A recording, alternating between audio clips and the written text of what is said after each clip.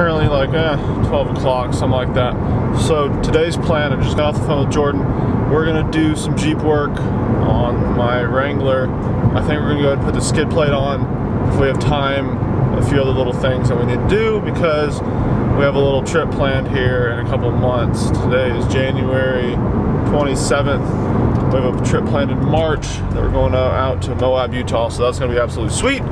So let's get this day off rolling right. A little bit of bagels. Some ice things. Go ahead and order whenever you're ready.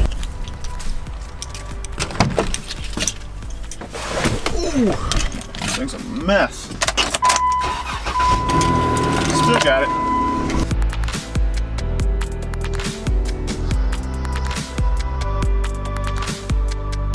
All right, today we're gonna go ahead and put on the RockHard 4x4 oil pan and engine skid plate for my 2014 JK Unlimited. Here it is. I'll drop a link down in the description if you want one of these. They are like $3.50, something like that. I've had this for a while. Never unwrapped it or put it on yet because I just haven't had time to. I'm not exactly sure how to do it, but it comes with instructions that I have somewhere in here. Here it is. There she is. Here are the instructions that come with it. It's for 07 to current. I don't know if that stands for the JL or not. So I'm sitting here reading the instructions, and it says to first remove this cross member thingy here. It has a little sticky out.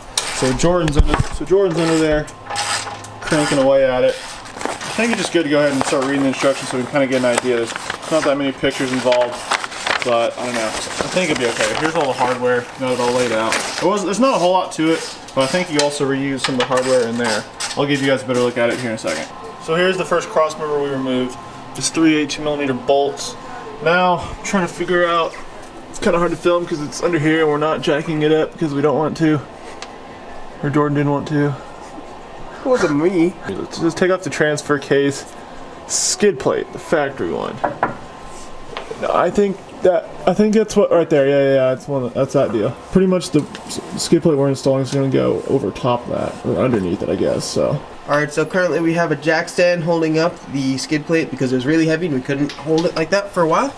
And then we have the transmission skid plate further back here, or transfer case.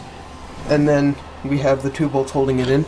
And now we just have to tighten this down as well as the other side, and then tighten these down, and I think we'll be almost done.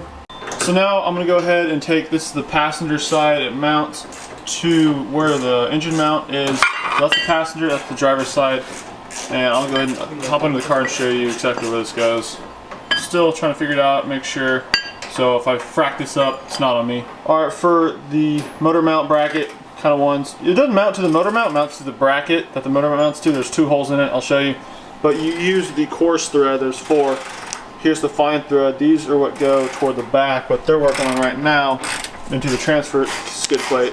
So just make sure you know to use the coarse thread, not the fine threads. Alright, so it's kind of hard to film under here, but this is the skid plate. Here is the front of it. That's the transmission right there. So this is the little S bracket. You put a bolt here, and it goes up toward, that's the engine mount right here, and there's a little bracket off of it that has 2 holes in it, and you mount it to the front one, and you run the S bracket from the front down to the skid plate. And on the other side, I haven't done it yet, but you do the same from the skid plate up to the other motor mount. So we just finished putting up the entire skid plate. Now there's that little catalytic converter skid plate that Jordan has right now. So there is the cat plate. Go ahead and pull it off so they can see it. Yeah, it's that little guy. So you just sauce it right on there. I have an aftermarket exhaust, so I don't really know. I think it got rerouted or something, but we're just gonna go ahead and stick it on there anyway with these little hex and nut. There's 2 of them, and then you go ahead and reuse a stock bolt to put that cross member thing. Do we reinstall that cross member thing, or is it Garbo now? I think we leave it, or we keep it off. I think you keep it off, but you reuse one of the bolts and put it right into the frame. So now we're going to tighten all the bolts. It says in the instructions to tighten from the front to the back, so we're going to go ahead and do that. We're going to first tighten the motor mount cross member tings that are hanging down. Tighten those first, and then do the back ones that are on the transfer skid. Alright, so we just got it all tightened up. This piece, I believe, is for, it says it right somewhere, like if it doesn't clear the exhaust, you put that in. I don't know. We're going to leave that out. This is a 2014, just FYI. So here's what it looks like. Came out really nice. Wasn't as hard as I thought to install. So you pretty much just have, I think it's like 3 or 4 bolts here. You have those 2 cross members, one in passenger, one in driver's side, and they bolt up to the engine mount. Bolt those down, you're good to go. There's a drain plug, and then you have this little catalytic converter skid plate here that you reuse stock bolt and 2 of the hex bolts here. And the fine threads are toward the back of the car, and the coarse ones are in the front. Tighten all those down pretty snug, and you're good to go. And you got a nice skid plate. Check your oil pan and transmission of your Jeep Wrangler when you're off-roading.